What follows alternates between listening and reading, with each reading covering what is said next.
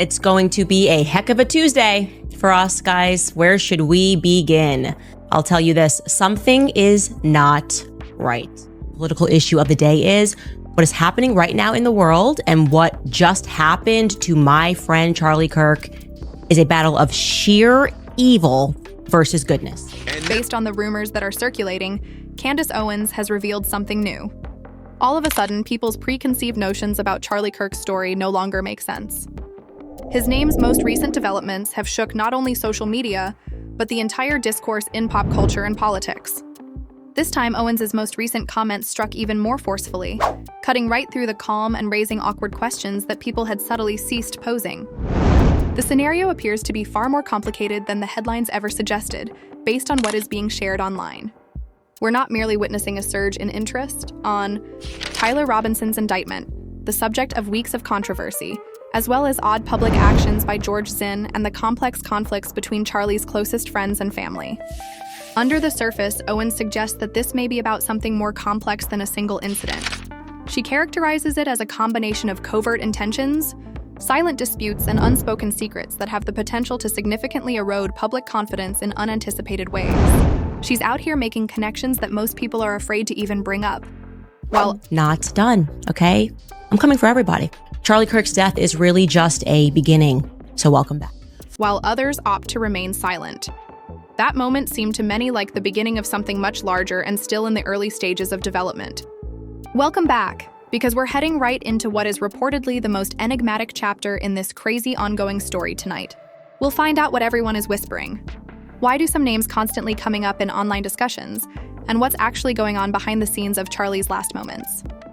Regardless of the actual reality, this tale has transcended a personal catastrophe by far. It has grown into a full-fledged cultural tempest that is unabated. Intense discussions have been triggered by the alleged Charlie Kirk event, dividing the public not just over what truly occurred, but also over why. On September 10, 2025, an unforeseen event occurred. An incident that was initially characterized as a purposeful confrontation. The statement set up a complete media frenzy and an immediate investigation. However, rather than providing clarity, the mystery was only made deeper by additional information. Tyler Robinson is repeatedly mentioned in the docs that are currently making the rounds online. He reportedly came forward voluntarily a few days after the incident, which added another twist to this already perplexing mystery. However, the issues of what it actually implies and why the time frame seems so hazy continue to fuel endless internet conjecture.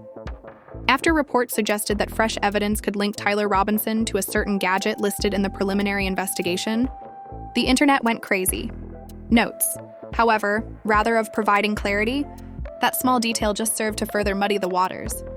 Online detectives soon discovered another startling rumor that Robinson might have ordered a close friend or acquaintance, possibly Lance Twiggs, to delete a few private communications shortly after the incident occurred. Everything changes if that proves to be the case. Was it an act of loyalty, a panic attack, or something far more profound that hasn't come to light yet? The internet is currently fixated on attempting to put everything together. The stories turn into a digital detective chase with missing clues and shifting timelines, a labyrinth of inconsistencies. Candace Owens burst into the discussion, refusing to accept the question. Was this really the move of one confused man, or part of something much bigger?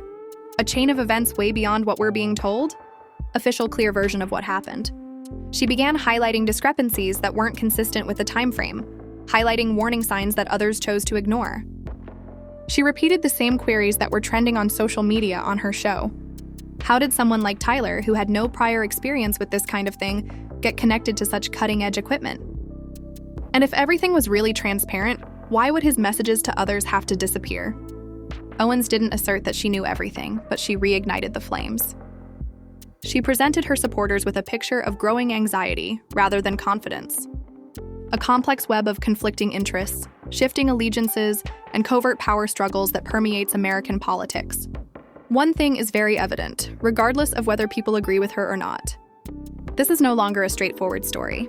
It has become a disturbing riddle, one that doesn't draw a clear distinction between the truth, anxieties, and the unseen influences influencing public opinion. And Candace's remarks took a darker turn precisely when the tension was at its highest. She even included the name of a prominent politician in one of her recent speeches. not as an accusation, but rather as one of the unanswered whispers around the case.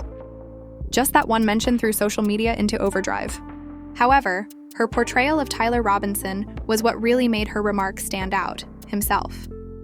Owens said that there may have been much more going on behind those silent eyes, despite officials' pre-event description of him as mentally disturbed. That version of events didn't sit well with Owens. Not at all. Something didn't line up, she said. Why would Tyler willingly come forward but still reject the charges if he really wanted to give up? And why did witnesses characterize him as disoriented and dispersed rather than as shattered or dejected if he had already given up? People were deeply affected by such discrepancy. Subsequently, Owens brought attention to a detail that went viral overnight. A marking purportedly discovered on a piece of tangible evidence that was purportedly identical to the device described in the inquiry. She wondered how someone like Robinson, who is regarded by his friends as a laid-back guy who has little interest in such things, could have been connected to anything so particular. The internet was shattered by that query. Online debates erupted. Was the story predetermined before anyone ever began to pose the actual questions, or was this all really a case of chance? Although Owens made no claims to prove anything, her remarks fundamentally changed the public's perspective. People began to wonder if authorities in a hurry to close the case had misinterpreted, misconstrued, or even altered Robinson's involvement. Then she fell one more unexpected turn. The texts were purportedly sent by Robinson himself. The tone, the syntax, and even the slang didn't sound like him at all, Owens said. According to reports, close friends supported her by using some of those words, but he never did. Everyone paused at just one detail. Is it possible that any of the evidence was misread or confused? Owens advised her audience to zoom out rather than hurry to conclusions, but to genuinely question why so many small details were so difficult to reconcile. Then suddenly a different voice joined in. The father of Tyler Robinson. He expressed his sadness at the way his son was being depicted in a subdued yet heartfelt statement that was shared online. He said the youngster he reared was not at all like the portrayal in the media. Family members and close friends said the Robinsons were caught off guard. Investigators did not even contact them directly. Instead, they received a random private call informing them that their son's name was connected to the case. Can you picture that shock? This was not closure for them. It was simultaneously disarray, bewilderment, incredulity, and terror. What began as a simple evidence-based story has evolved into something far more complex, an illustration of how public narratives change, proliferate, and take on a life of their own before the reality can even catch up. The Robinson family appeared disoriented and overburdened, not like accomplishments, but more like individuals thrust into an uninvited storm. According to Candace Owens, it is precisely what makes this chapter so terrifying. Her remarks raised an eerie query that continues to reverberate online. Was this story meticulously uncovered or formed by invisible hands? Had the villain already been chosen before the facts were even presented somewhere? Not in Owens' opinion. She claimed that long before the general public even saw a peek of the truth, it had been perverted. According to early accounts, Tyler's father urged him to come forward, but Owens presented a completely different picture. She claims that no formal contact was ever made with the family, never informed or briefed. It was only through a discreet message from a family acquaintance that they discovered their son's name was linked to the case. Think about that time, finding out about the destiny of your own child from rumors rather than official sources. Closure is not what that is. That's perplexity and heartbreak. According to Owen, this was not a picture of a family concealing something. It was a picture of parents who were blindsided and left in the dark. Blindsided and left in the dark. And passively observing as their son's tail veered out of their grasp. They did not take part. They were spectators caught up in a storm that had already decided on its course. Owens turned the tables again right when everyone felt she had talked enough. She connected Charlie Kirk's last days to something that was subtly simmering inside his own creation, Turning Point USA, which rekindled the entire online controversy. Owens reminded the audience that Charlie had announced a huge internal audit just a week prior to the disaster. This was no ordinary shuffling of papers. It was characterized as a thorough, top-down examination, with the goal of restoring accountability and transparency to the company. The audit, in her opinion, wasn't just a standard examination. It was headed by a specialized financial assessment team tasked with determining where enormous sums of money had disappeared to and why spending had gotten out of hand. This appeared to be a power move to Kirk's. devoted followers, a leader who demands honesty and cleans the house. Others in the circle, however, thought the timing was risky. According to Owens, Charlie's choice might have put him in danger of running afoul of influential people who would rather remain silent than be closely examined. Her analysis struck a deep chord, even though she made it apparent that she wasn't claiming to know exactly what happened. Owens left viewers with one unanswered question. Sometimes the spark that's meant to bring change ends up lighting a blaze that no one can stop. Was Charlie's death really a loss for him personally? Or the reverberation of something far more profound? A conflict between ambition, power, and the truth itself? It's still a question. It's still reverberating over social media, fostering never-ending discussion and conjecture. Charlie Kirk reportedly signed a big internal memorandum just days before everything happened on September 6, 2025, according to Owens' own assessment. And that document wasn't just ordinary business, she added. In that internal message, Charlie Kirk formally named Justin Streff as the head of Turning Point USA, marking the start of what he himself described as a total makeover. New CEO of Turning Point USA, giving him what Owens referred to as vast authority to completely revamp the company. The objectives were enormous. Eliminate unnecessary spending, unify everything under a single, transparent system, and reestablish an accountable and transparent culture. There were more than a few changes. It was a complete reset that rocked the movement's core. This seemed like a bold move to many, the audacious move of a leader prepared to fortify and upgrade his future mission. Owens' perspective, however, was more sinister. She made a suggestion that Kirk's choice might have shocked some long-standing members of the organization who had become far too accustomed to the status quo. This wasn't just a management update, she said. It was a statement of transformation.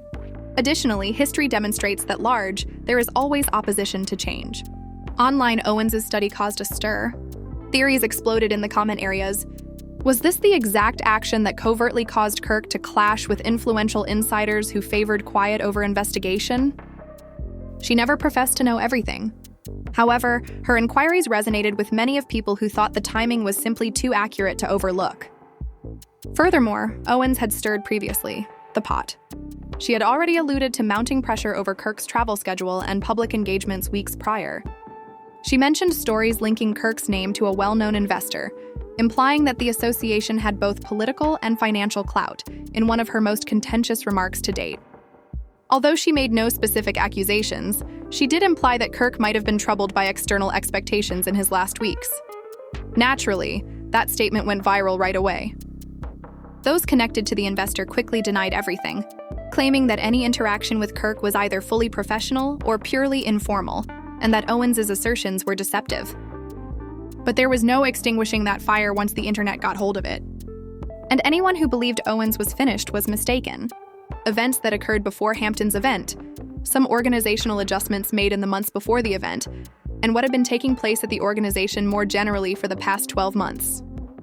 Speaking of which, you may have noticed that Bill Mann answered my question concerning the Hamptons with a lot of words that actually said very little. She made a point in her most recent segment that everyone found interesting.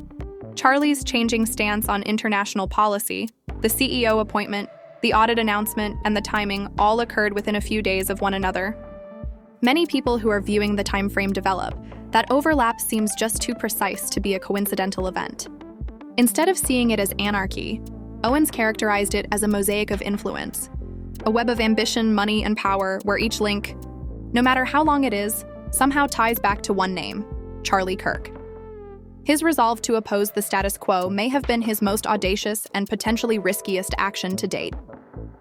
Although she didn't make any direct accusations, her tone was clear. Owens made reference to the increasing online discussion about specific political and financial power, brokers who might not have agreed with Charlie Kirk's audacious new plan for the future of Turning Point. She indicated there might have been some quiet friction behind the scenes as a result of the reported arguments. Tension that nobody wished to acknowledge in public. Before long, the public's attention was focused on a single name, a renowned investor who had previously been mentioned in rumors. Owen claimed that their private conversations with Kirk were a reflection of the type of pressure that all prominent leaders must deal with. That never-ending struggle between money, power, and politics. However, the investor didn't spend any time retaliating. He categorically rejected any covert relationship in a statement distributed to several media sites, claiming that Owens' remarks were deceptive and that his relationship with Kirk had always been amicable, courteous, and wholly unrelated to politics or business. Owens was not about to let that fire go out so simply, though. She informed viewers that Kirk's candid policy statements, the internal audit, the abrupt leadership change, and the timing of everything were all too good to be disregarded. She stated that the public should determine whether or not the overlaps truly have any significance. Her remarks ignited the internet once more. Timelines, images, and hypotheses were all over the place, and comment sections became virtual battlefields. This ceased to be about a single man or a single woman for some arrangement. It seemed to be a story about a system in motion, a clash between external pressure and internal reform.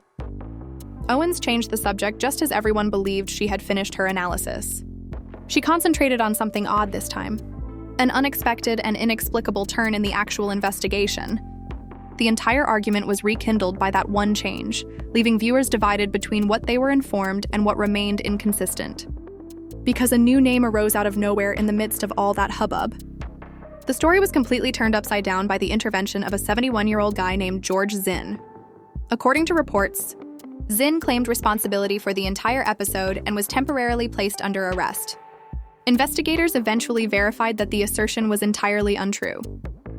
What appeared to be a significant discovery fell into chaos at once. According to authorities, Zinn's confession was completely untrustworthy. Furthermore, it raised further doubts about his intentions and his hazy history rather than bringing closure. Ultimately, he was charged with unrelated offenses, which raised a significant question for the public. Why, in the first place, was his name mentioned in this story? For many, including Candace Owens, Zinn's unexpected arrival didn't seem at all random. She explained in her commentary that it was pure theater, a purposeful diversion, and that it was time to change the subject just as interest in the primary inquiry was at its height. Was it really a chance occurrence? Or the sort of detour that occurs when too many people begin asking the incorrect questions simultaneously? Once more, the internet went crazy. According to some, George Zinn was only perplexed, but others thought his admission might have been a calculated ploy to confuse everyone. One thing was certain, whether intentional or not. The public's excitement only intensified with each passing hour. And when that commotion began to subside, yet another startling discovery rekindled the fire. Shortly before the mayhem started, new security footage purportedly captured an enigmatic individual in dark attire standing on the auditorium's roof. The individual moved with a strange composure, looking around the crowd and shifting positions as if they were anticipating something.